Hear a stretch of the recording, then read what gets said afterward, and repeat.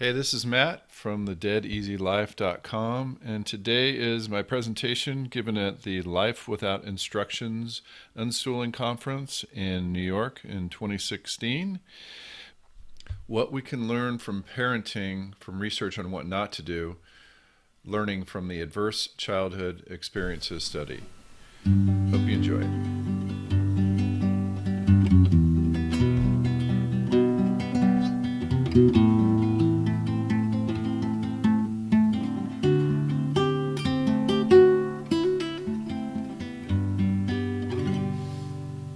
It's great to be here.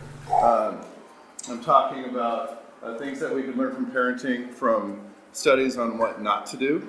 The seminal landmark study on what not to do is called the Adverse Childhood Experiences Study, ACE for short.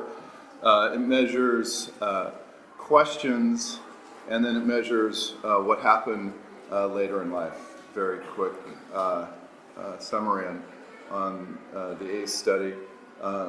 I think it's great because it gives us unschoolers some scientific power behind us. It's very supportive of what we're doing, as I hope I could convey today. It's great to see a group of unschoolers together with all the nurturing and love and support that even these researchers talk about. On a sad note, there was a private class here, and it was interesting to see the opposite of an unschool treatment of kids. They lined up for the bathroom.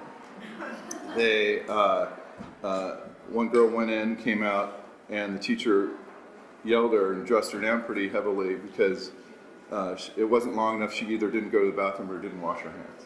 I mean, this is the opposite of what I'm going to be talking about today. Another sad thing was a boy was put in a timeout, and I was going to say it. He said, "I'd rather be in prison than this timeout." So, this is the reason I talk. This is the reason I come in and do these things, is to show what we know intuitively, but now science is catching up to us. So I hope you enjoy this talk. So my name is Matt Amberson. I've been studying philosophy and psychology since the 80s, but I learned about the ACE study in 2009, and it really did change my life.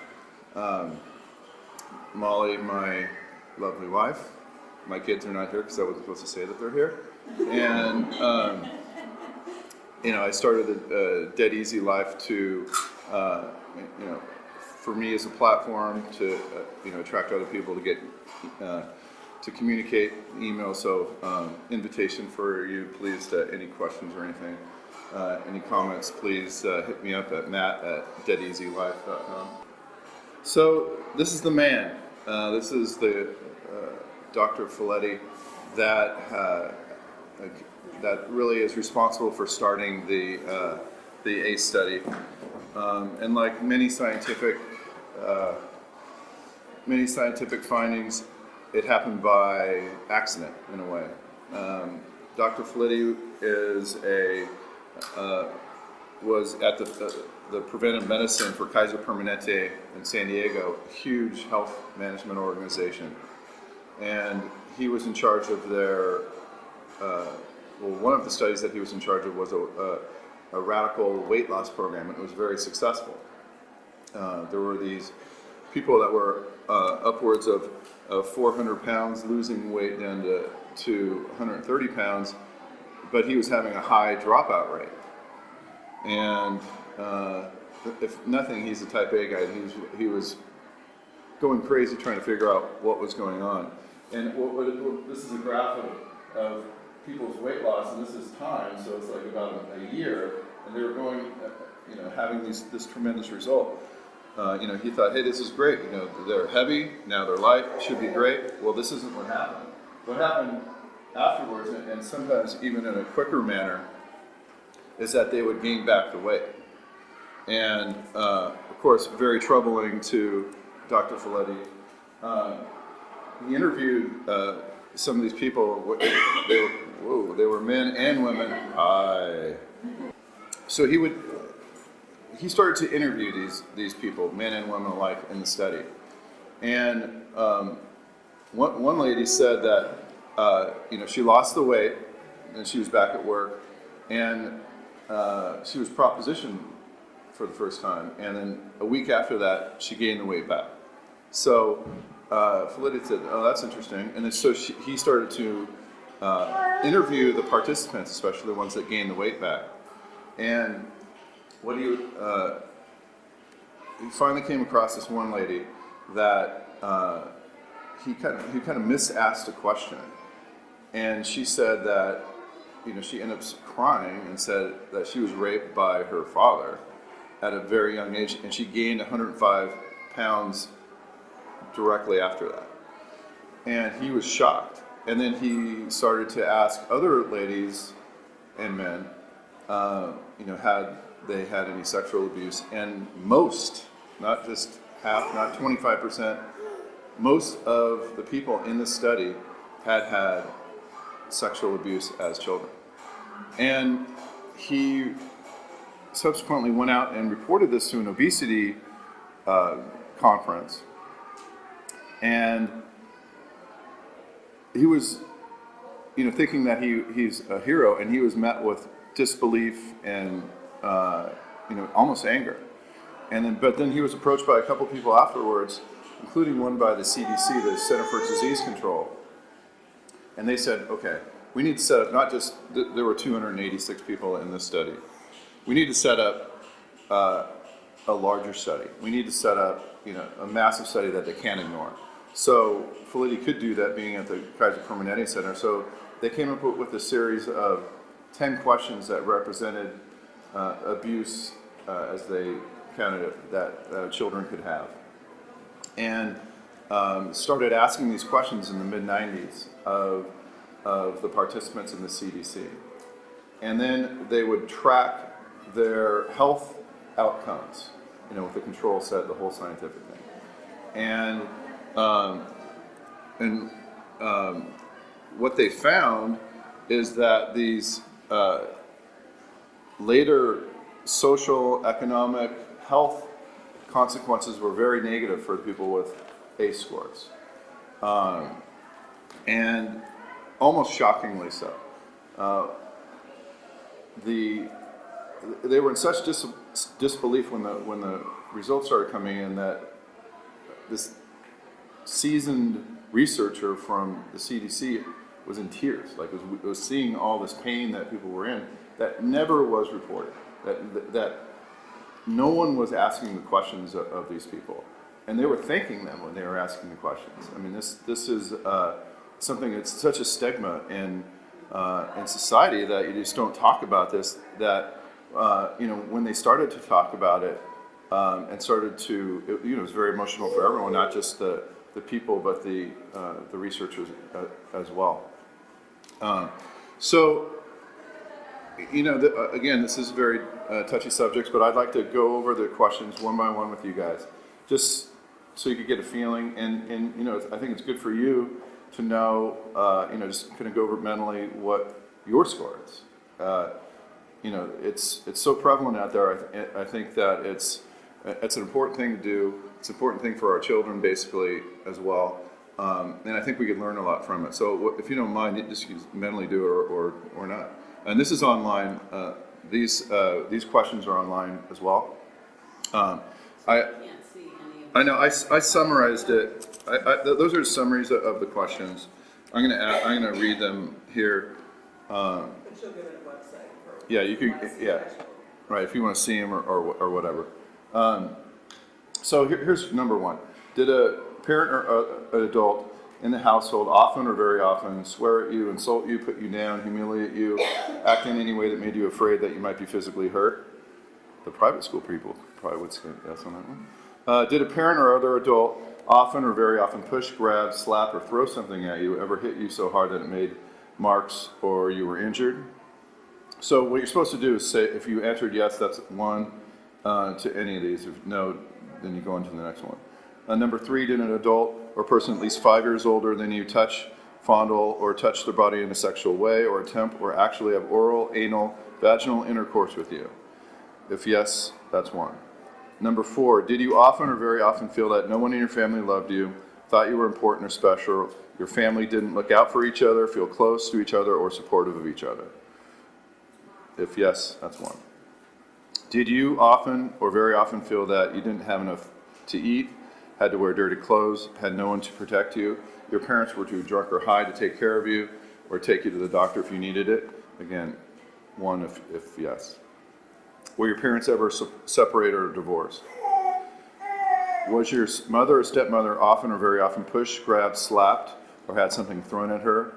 Kicked, bitten, hit with a fist, hit with something hard, ever repeatedly, at least a few minutes, threatened with a gun or a knife? If yes, 1. Did you live with anyone that was a problem drinker, alcoholic, or used street drugs? Number 9, was a household member depressed or mentally ill, or did a household member attempt suicide? Number 10, did a household member go to prison? So those are pretty heavy questions, and they're summarized here as emotional abuse, physical abuse, sexual abuse, emotional neglect, physical neglect, divorce or separated, domestic violence, substance abuse, mental illness, or household criminal. So that's the ACE study. They asked basically those 10 questions.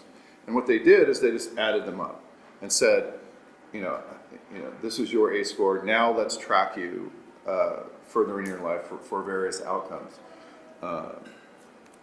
And so here it is the kind of the count, the results. I don't know what your guess would have been, but if you had an ACE, you're not alone. As a matter of fact, you're in the majority if you had an ACE. And if you had 1, you're much more likely to have 2. And sadly, women are 50% more likely than men to have a score of more than 5. So this is happening out in our society. And it's not known, not really talked about. And these numbers are, I don't know how you feel about it, but I was quite shocked to 67%, 1 or higher. 1 or higher, yeah. 2/3 of people, 2 of every 3 of us, or most of the room, have 1 or more ACE. And the bad thing is that they are strong predictors of some very serious problems later in life. What are the serious problems? Death, disease, health risk behaviors, mental illness, and violence. So death. So if you have 6 or more, your life expectancy on average was down 20 years. So just let that sink in. So they studied all these people. They counted up their scores. They watched them their whole lives. And the life expectancy of the ones with 6 or more ACEs were 20 years less than those without an ACE score. That is crazy. I don't know about you guys, but these, and by the way, not just me saying it, the researchers had never seen numbers that high. Even smoking, I think, is 18. Like if you smoke regularly, you're 18 times more likely to develop lung cancer, and that's one of the strongest results that there is out there. And look at all the people. You can't smoke anywhere in this hotel. You can't smoke anywhere. But what about the major problems that are going on out there? You're 46, and if you have a score of 6 or more, you're 46 more likely to commit suicide. I mean, that's a huge number. Now, this is disease. This is heart disease. If you answered, and it's kind of interesting. This slide, and I'll read it to you if you can't see it that well, is it shows that if you answered anyone from 1 to 10, what that number corresponded to more increased risk of heart disease. So if you answered yes to number 1, you have a 1.7 chance higher than someone that didn't to develop heart disease, 70% chance, or 70% more likely to have heart disease than someone that did not have an ACE or did not answer yes to number 1. And one of the points of this slide is that they're all relatively even. As a matter of fact, I contacted Dr. Felitti because one of them was missing from this. Very nice guy. And that was his response. And he actually gave me some other slides to present. These people want to get the word out, and very, very good guys. When was the ACEs study released? 97. Not for a long Yeah, time. 97. And it hasn't informed, Right. and doctors don't know this. Right. So, It makes it sad. so this is the. I mean, this is the sad part. This is one of the reasons I'm here, and it's. Well, actually, I should say this.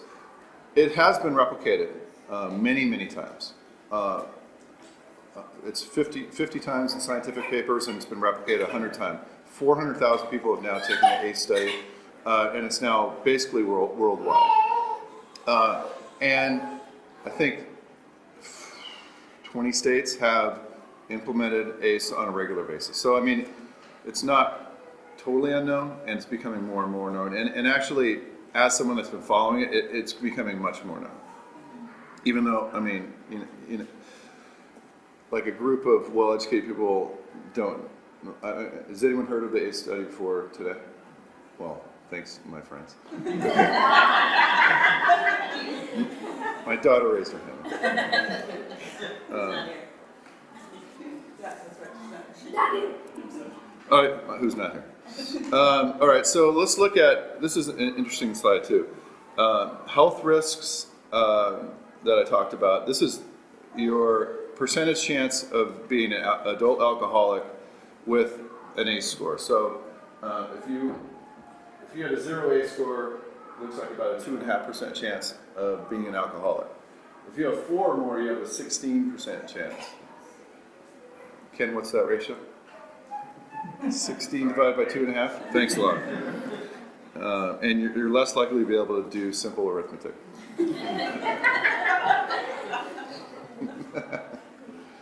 You thought you were going to heckle me. I'm actually.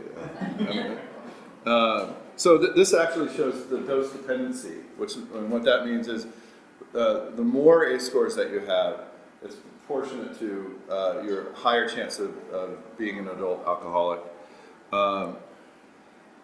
Also, another health risk: injected drug use, and 0 is 0.25, and you're almost a 3.5 chance of having 10 times more of a chance of being an injected drug user.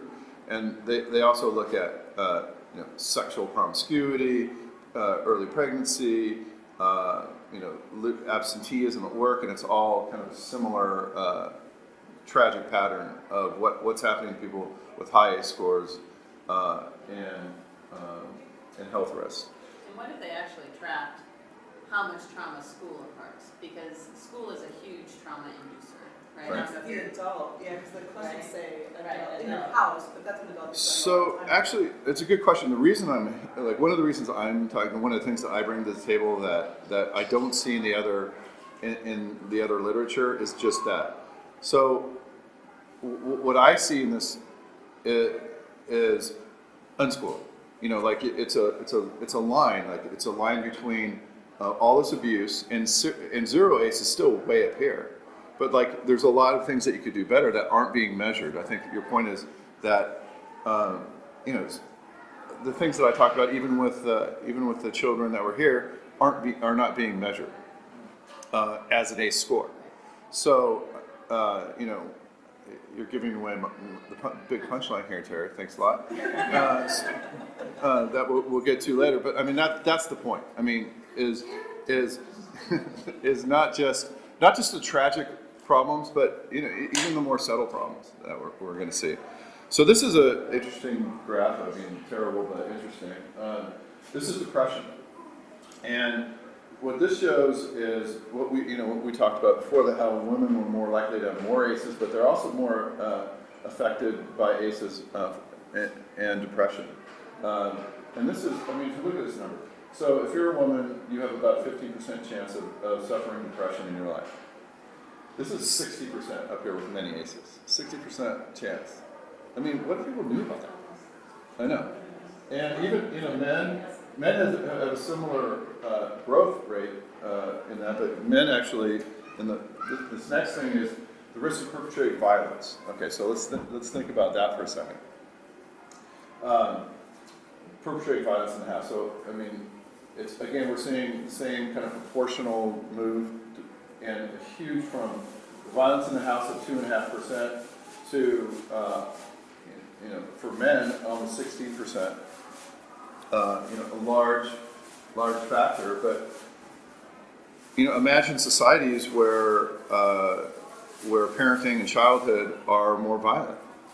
You wonder why some countries are more violent, and you wonder about the politicians who are taking us to war, what their childhoods must have been like.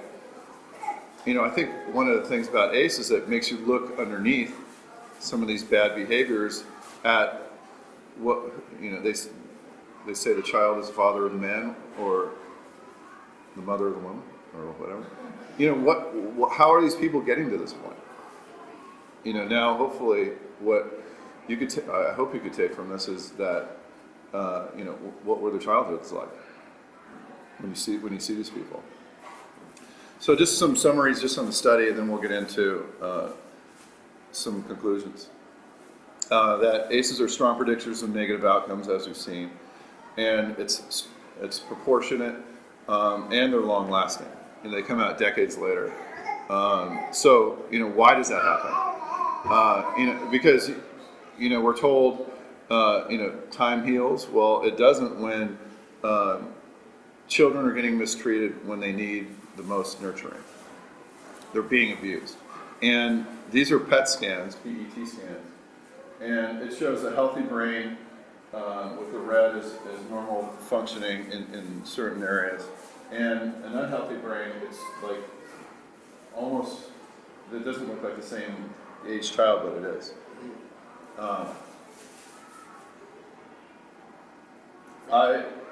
that because they're in fight or flight? Like the resources are being circumvented or pushed towards something else? So Terry is now going 2 slides ahead instead of 4 slides ahead. Just curious. I'm not schooler. Sorry.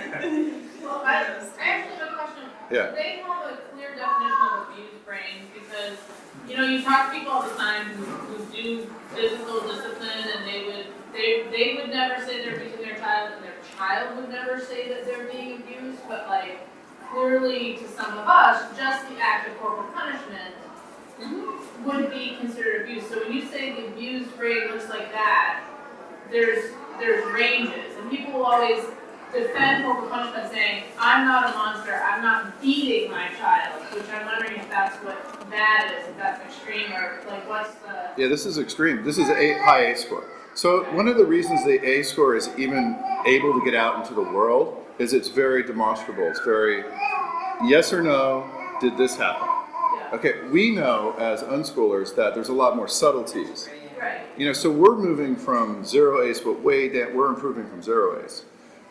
This is terrible. But what I'm hoping to bring is that let's try to make these studies applicable to what you're talking about, to corporal punishment. Not horrible abuse. Yeah, exactly. But hitting is in there. Did somebody hit? Right.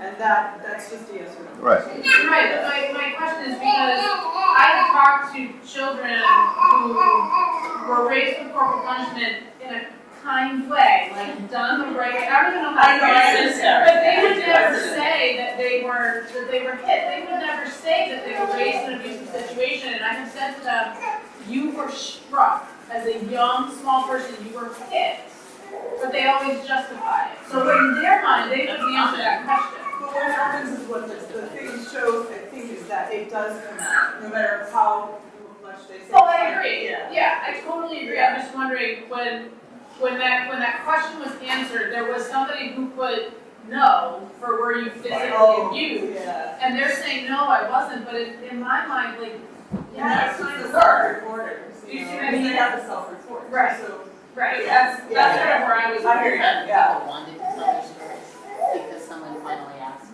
yeah, for some of the. Yeah, most people want to tell their story, and they have, and if interviewed in a respectful way, they could usually get a fair amount of the information out. What I'm trying to show here is that it actually helps you to get it out, for later in life, because I'm going to show the good part. I know this is pretty much of a downer, but the good part of it, once you know your ACEs and know what happened to you, in therapy and talking about it, you can kind of start to heal those wounds actually. Right. So it's, in response to your question, if they're denying, that's going to be bad for them. Like hopefully selfishly they'll see that, hey, listen, if it happened, it happened. Right. And we have a lot of science behind it now. I mean, why are you hiding? You know, that's, you know, and be empathetic with them. Because, you know, what I'm also going to show, oh, well, not yet, is what I'm going to show is that actually with more abuse, you forget more, too. And that actually happens. And so it's kind of a sad irony that the more abuse you have had as a child, the least likely you are to remember. It's the same. It's not just. It's the same thing. It's just you don't have the mental capabilities. You don't have the mental capabilities, and it's, you know, and you're right. The brain has the brain wants to keep you going, and if you have a lot of trauma and you're always thinking about it, that's not going to be too good. So you're right. It does have to bury certain things, and this is what the reason I like the ACE, even though it's not as subtle as maybe we would like it.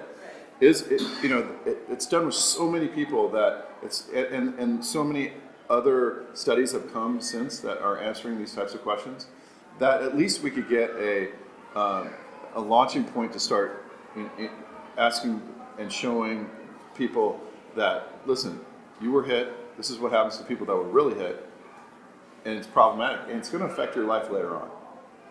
And hopefully, selfishly, they'll want to do something about it.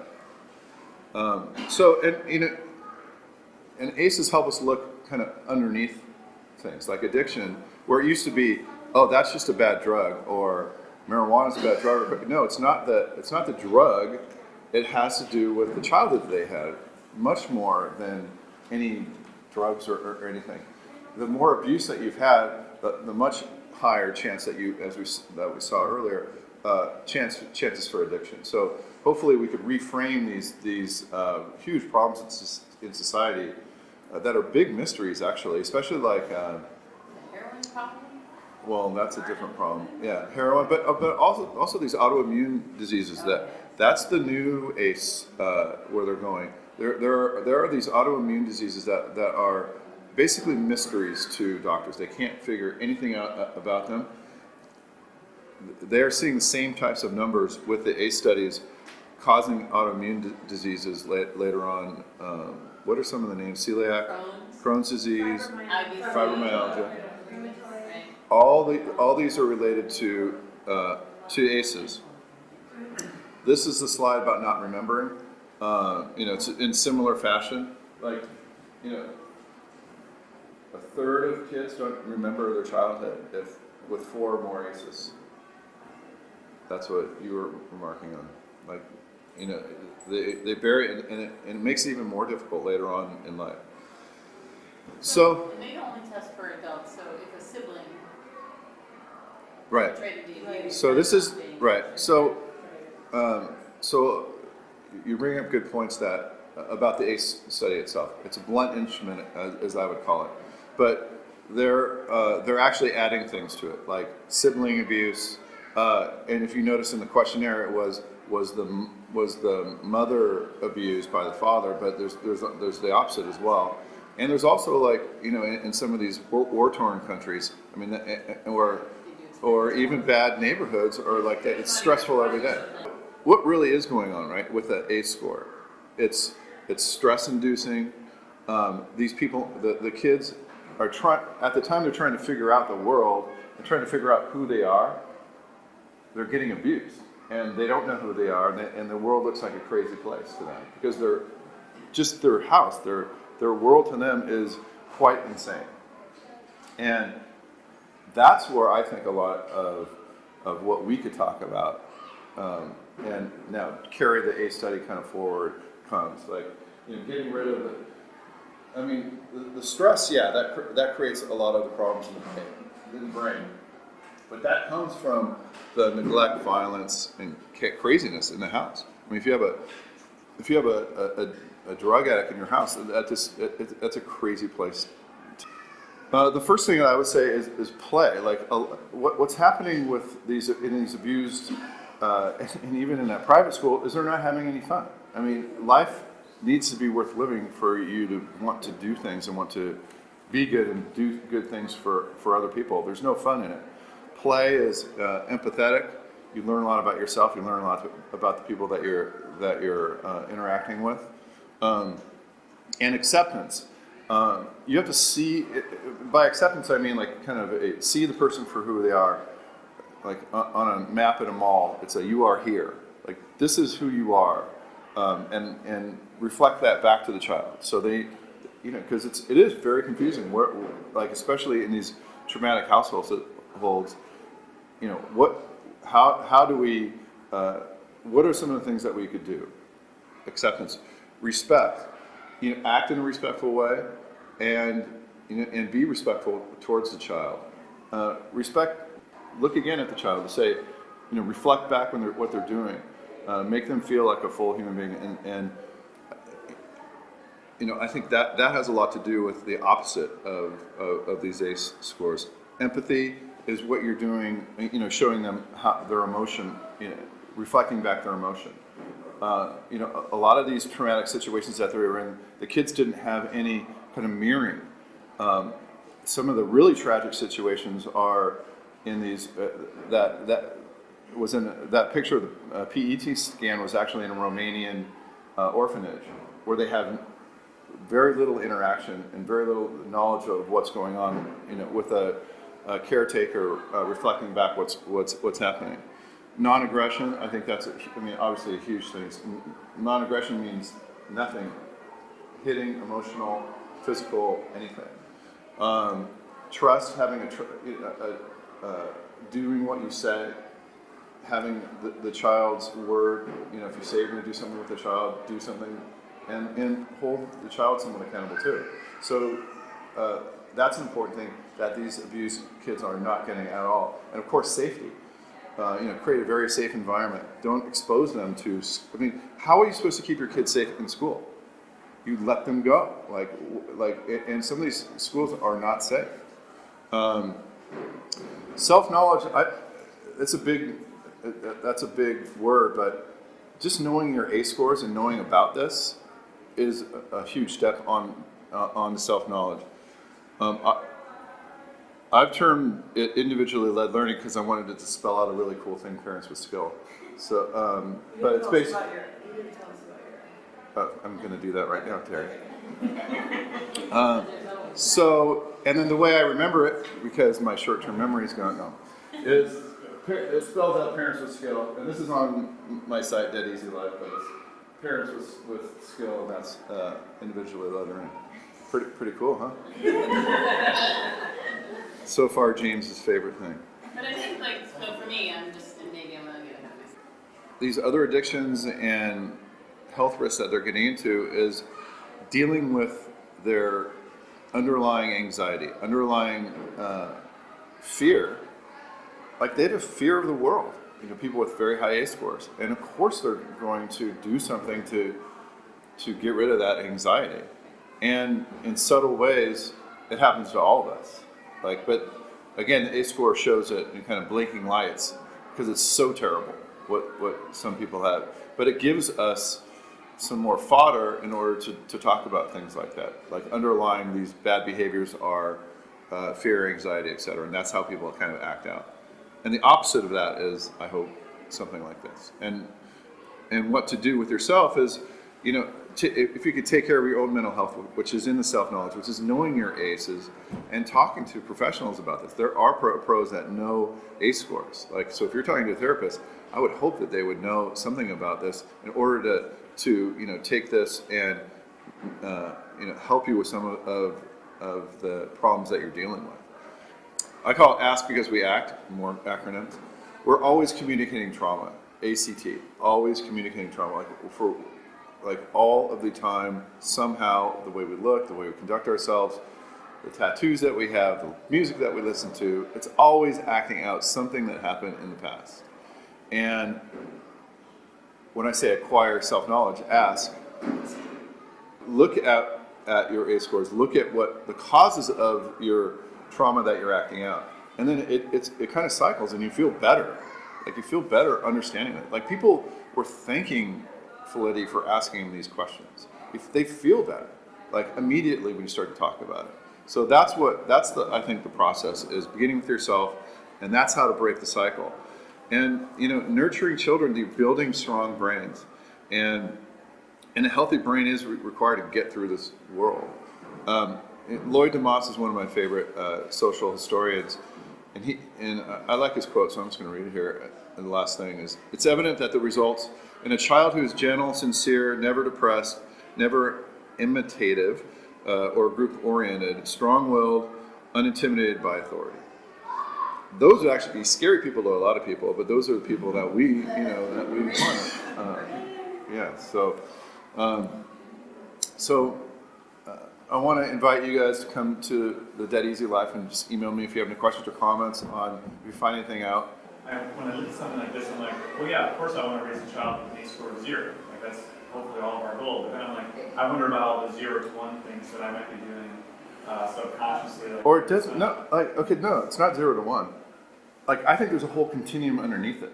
You know what I mean? Like I think it goes like, yeah, I think that the continuum goes much farther.